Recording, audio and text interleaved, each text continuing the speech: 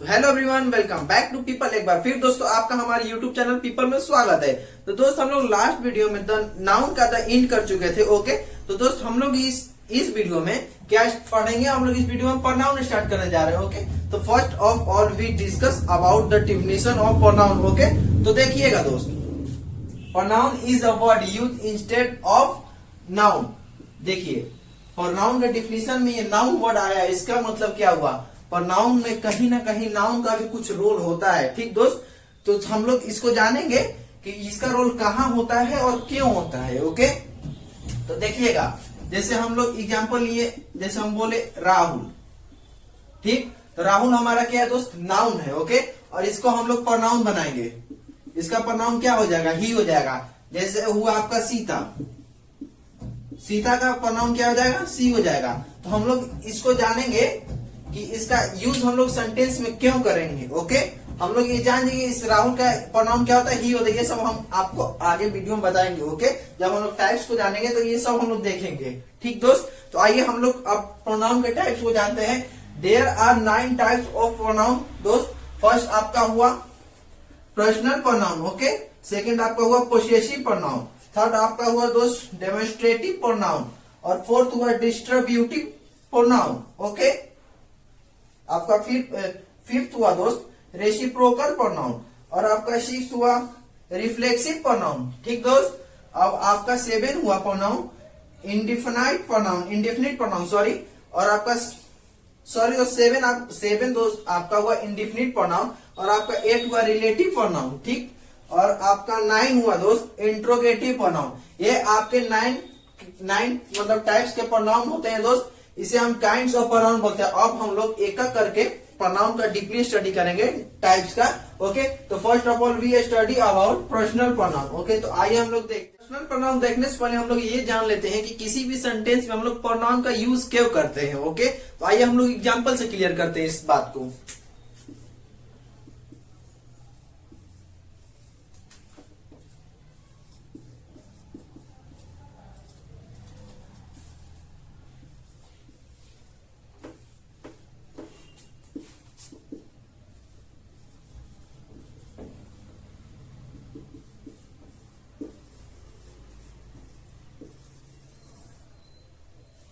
Rahul works hard, Rahul is a good boy.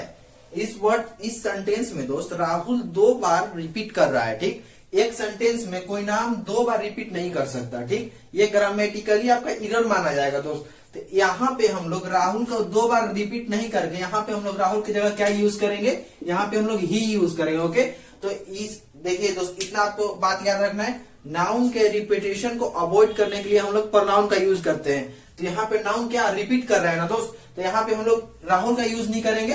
ये यहाँ इस सेंटेंस को करेक्ट बनाने के लिए दोस्त हम लोग यहाँ पे क्या लगाएंगे? He is a good boy, तब आपका ये सेंटेंस करेक्ट हो जाएगा। ठीक, तो इससे आपका मतलब क्लियर हो गया होगा कि हम लोग प्रोनाउन का किसी भी सेंटेंस में यूज क्यों करते हैं।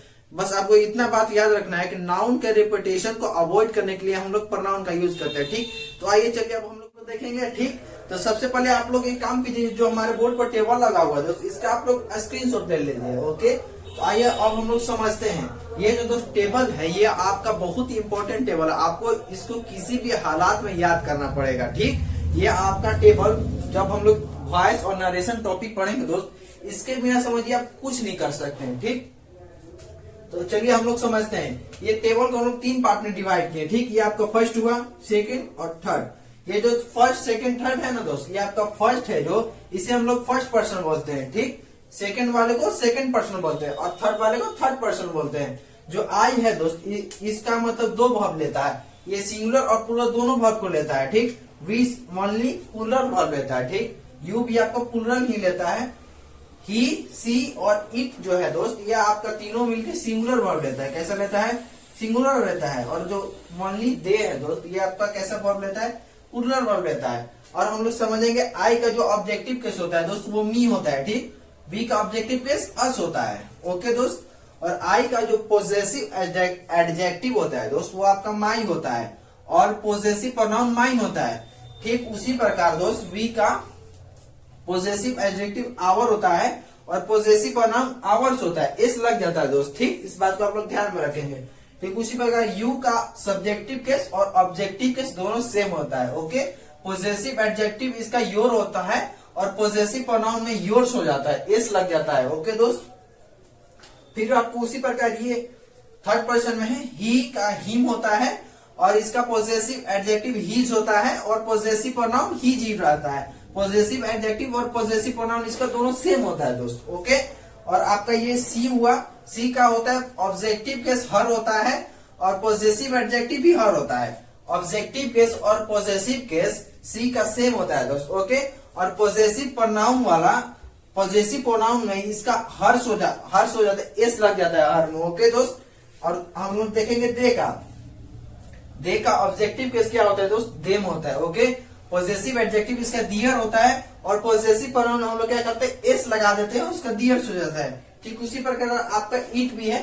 तो अब हम लोग देखेंगे कि इसका, देखिए दोस्त समझिएगा, ये जो आई है दोस्त, ये हमारा बॉय और गर्ल दोनों के लिए यूज हो सकता है। ओके, जो वी है दोस्त, ये भी हमारे दोनों के लिए यूज हो सकता है, बॉय एंड गर्ल दोनों के लिए यूज हो सकता है। ठीक उसी प्रकार आपका यू भी हो सकता है, यू भी बॉय एंड गर्ल दोनों के लिए यूज हो सकता है, यू भी आपका। लेकिन जो दोस्त ही है ये ओनली बॉय के लिए यूज होगा। ओके, सी दोस्त आपका ओनली गर्ल के लिए यूज होगा। दे आपका दोनों के लिए यूज हो सकता है, बोथ के लिए।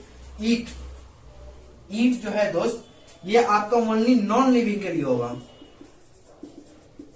नॉन लिविंग के लिए यूज होगा। और आपका ये यूज होगा टाइम के लिए यूज होगा दोस्त, मंथ के लिए यूज होगा, वाई ईयर के लिए यूज होगा। ठीक, ये जो ईट है दोस्त, टाइम के लिए यूज हो सकता है, मंथ के लिए यूज हो सकता है, ईयर के लिए यूज हो सकता है। ठीक, आपसे कोई पूछता है कि क्या टाइम हुआ, तो आप लोग ये नहीं बोलेंगे कि दिस इज 4 o'clock, वहां पे ये बोलना होगा इट इज 4 o'clock। ओके, आपसे कोई पूछे कौन सा महीना चल रहा था, ये आप लोग नहीं बोलेंगे दिस इज मई, आप लोग वहां पे ये बोलना this it is me. Okay, तो चलिए आप लोग इतना समझ में आ गया होगा। चलिए और कुछ हम लोग जानते हैं इसमें। प्रोनाउन में हम लोग रूल नंबर 1 को देखते हैं। ओके, तो दोस्त हमने आपको अभी बताया कि जो पर्सनल प्रोनाउन है दोस्त, आपका 3 टाइप्स में डिवाइड किया गया, फर्स्ट, सेकेंड पर्सन और थर्ड पर्सन।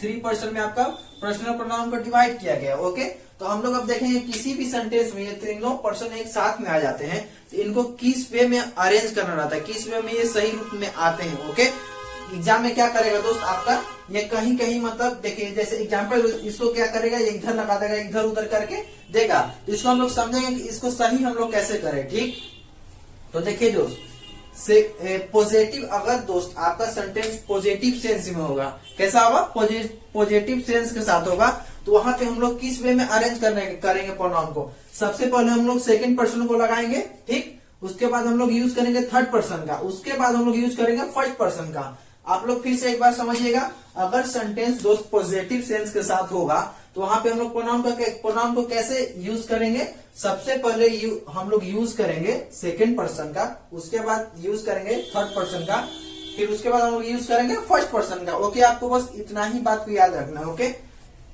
अब चलते सेकंड को देखते हैं। अगर सेंटेंस दोस्त आपका निगेटिव सेंस के साथ हो या उसमें जो तीनों दोस्त प्रोनाउन आएंगे वो आपका ऑल आर प्लूरल, मतलब जितने प्रोनाउन होंगे दोस्त वो आपका प्लूरल होंगे, तो हम लोग इसको यूज नहीं करेंगे, बस ओनली इसी को यूज करेंगे। ठीक, एक बार और समझिएगा दोस्त, अगर सेंटेंस आपका निगेटिव सेंस के साथ हो या सेंटेंस में जितने भी प्रोनाउन हो ऑल आर प्लूरल हो। ओके, इसमें क्या करना है, अगर सेंटेंस में कोई प्रोनाउन सिंगुलर होगा तभी ये वाला रूल आपका लगेगा दोस्त। ओके, आपको बस इतना ही बात याद रखना है। अगर सिंगुलर हो सेंटेंस में कोई भी प्रोनाउन तो आप इस रूल के बारे में सोचेंगे, अगर सिंगुलर नहीं हो तो सीधे आपको ये रूल लगा देना है। ठीक, इसमें क्या करना है, निगेटिव सेंस वालों फर्स्ट ऑफ ऑल आपको यूज करना है फर्स्ट पर्सन, उसके बाद सेकंड पर्सन। ठीक, उसके बाद हम लोग को क्या यूज करना है, थर्ड पर्सन यूज करना है।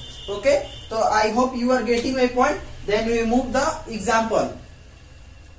आपका फर्स्ट एग्जाम्पल हुआ दोस्त, he, you and I are reading book.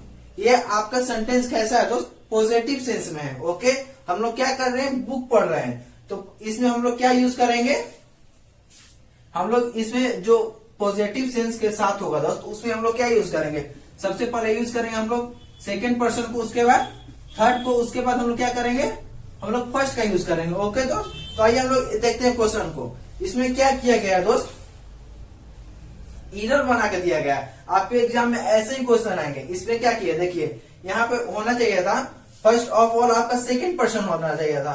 Okay, second person, फिर ये यू है दोस्त यहाँ पे होना चाहिए था, और ये फिर उसके बाद क्या होना चाहिए, ही को यहाँ पे जाना चाहिए था, और आई अपनी जगह पर सही है।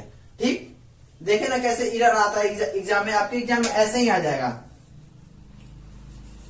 आपको याद रखना है दोस्त, बस इतना ही कि अगर कोई सेंटेंस पॉजिटिव सेंस के साथ हो तो उसमें हम लोग कैसे यूज करते हैं। सबसे पहले हम लोग सेकंड पर्सन की यूज करते हैं, देन हम लोग यूज करेंगे थर्ड पर्सन का, फिर उसके बाद यूज करेंगे फर्स्ट पर्सन का।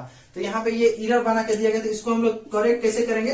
तो सबसे पहले हम लोग लिखेंगे यू को, देन हम लोग लिखेंगे ही को, एंड आई, ये हमारा करेक्ट हुआ। अब जाके ये हमारा सेंटेंस करेक्ट होगा। ठीक, आप लोग याद रखेंगे जब भी सेंटेंस पॉजिटिव सेंस के साथ हो तो हम लोग कैसे यूज करेंगे, 2 3 1। ओके, अब हम लोग सेकंड को देखते हैं। You he and I killed Rohit. ये जो दो सेंटेंस है हमारा निगेटिव सेंस के साथ है। कैसा है, निगेटिव सेंस के साथ। ओके, तो इसमें हम लोग कैसे यूज करेंगे इस रूल को। हमने आपको बताया दोस्त कि अगर कोई सेंटेंस निगेटिव सेंस के साथ हो तो उसमें हम लोग कैसे प्रोनाउन लगाते हैं। First of all we use first person, then use second person, then we use third person. Okay, तो फर्स्ट पर्सन हमारा क्या है, देखिए यहाँ पर भी इरर बना के दिया गया है। इस सेंटेंस को करेक्ट करने के लिए क्या करना पड़ेगा, हमको फर्स्ट पर्सन के लिए आगे लाना पड़ेगा फर्स्ट पर्सन को। तो फर्स्ट पर्सन मेरा आई है, तो हम लोग आई को आगे लिख देंगे, देन हम लोग लिखेंगे सेकंड पर्सन को। तो सेकंड पर्सन क्या है, हमारा यू है, एंड हमारा थर्ड पर्सन क्या हो जाएगा, ही हो जाएगा। अब जाके हमारे ये जो सेंटेंस है दोस्त करेक्ट माना जाएगा। ओके, तो ये हमारा इरर के रूप में ऐसा ही क्वेश्चन आता है एग्जाम में। क्या करेगा कि इसको इधर लिख देगा, इसको इधर लिख देगा। तो आपको ये पता होना चाहिए दोस्त कि पॉजिटिव सेंस के साथ हो तो 2 3 1, और निगेटिव सेंस के साथ हो तो 1 2 3, या ऑल आर प्लूरल हो तो 1 2 3। ठीक, तो चलिए अब हम लोग सेकंड रूल को देखते हैं। आई होप आप लोग को ये रूल जो है रूल नंबर 1 समझ में आया हुआ। तो आइए हम लोग तो दोस्त रूल नंबर 2 में आपको इतना ही बात को याद रखना है दोस्त, किसी भी रिफ्लेक्सिव प्रोनाउन, किसी भी रिफ्लेक्सिव प्रोनाउन से पहले आने वाला सब्जेक्ट वो आपका सब्जेक्टिव केस का होना चाहिए। ओके, ऑब्जेक्टिव केस का नहीं होना चाहिए। हम लोग क्या करते हैं कि आइए ना आप लोग एग्जाम्पल समझते हैं। तो देखिए मेरे पास एक एग्जाम्पल है, it is I who had helped you. हम लोग क्या बोलते हैं, हम लोग बोल देते हैं इट इज मी बोल देते हैं। ठीक, तो यहाँ पे दोस्त हमारा रिफ्लेक्सिव प्रोनाउन है, इसके पहले हमेशा क्या यूज होगा, सब्जेक्टिव केस यूज होगा। ओके, न कि ऑब्जेक्टिव केस। एग्जाम में आपका क्या करेगा, इरर के रूप में बना कर दे देगा। यहाँ पे आई की जगह क्या लिख देगा, यहाँ पे लिख देगा मी लिख देगा। तो आपको इस बात को याद रखना है दोस्त कि रिफ्लेक्सिव प्रोनाउन के पहले हमेशा क्या यूज होता है, सब्जेक्टिव केस यूज होता है, न कि ऑब्जेक्टिव केस। यहाँ पे क्या होना चाहिए, करेक्ट सेंटेंस होने के लिए यहाँ पे होना चाहिए आई। तो आपका सेंटेंस नंबर 3 को देखेंगे। ओके, तो रूल नंबर 3 में बस दोस्त आपको इतना ही जानना है कि किसी भी सेंटेंस में सच के साथ एज हो तो उसमें हम लोग क्या करना है, एज के बाद हम लोग क्या यूज करेंगे, सब्जेक्टिव केस यूज करेंगे। आपके एग्जाम में क्या करेगा कि एज के बाद ऑब्जेक्टिव केस लगा देगा, और आपको वहां पे ध्यान में रखना होगा कि किसी भी सेंटेंस में सच और एज उस सेंटेंस में हो, और एज के बाद ओनली यूज होता है सब्जेक्टिव केस, न कि ऑब्जेक्टिव केस। देखिए हम लोग एग्जाम्पल से क्लियर करते हैं। I have no like such a man as. देखिए इसमें सच और एज दोनों है दोस्त, तो एज के बाद हमने क्या लगाया, सब्जेक्टिव केस। आपके एग्जाम में क्या करता है, यहाँ पे हिम लगा देगा। ओके, आप लोग इस बात को याद रखेंगे कि एज के बाद कौन सा केस यूज होता है, सब्जेक्टिव केस यूज होता है। ओके दोस्त, तो दोस्त हम लोग आज के लिए इतना ही रखते हैं, मिलेंगे नेक्स्ट वीडियो में। अगर आपको यहाँ तक वीडियो अच्छा लगे दोस्त तो हमारे चैनल को लाइक करें, सब्सक्राइब करें, एंड अपने फ्रेंड सर्कल ग्रुप में जरूर शेयर करें। Thank you, have a nice.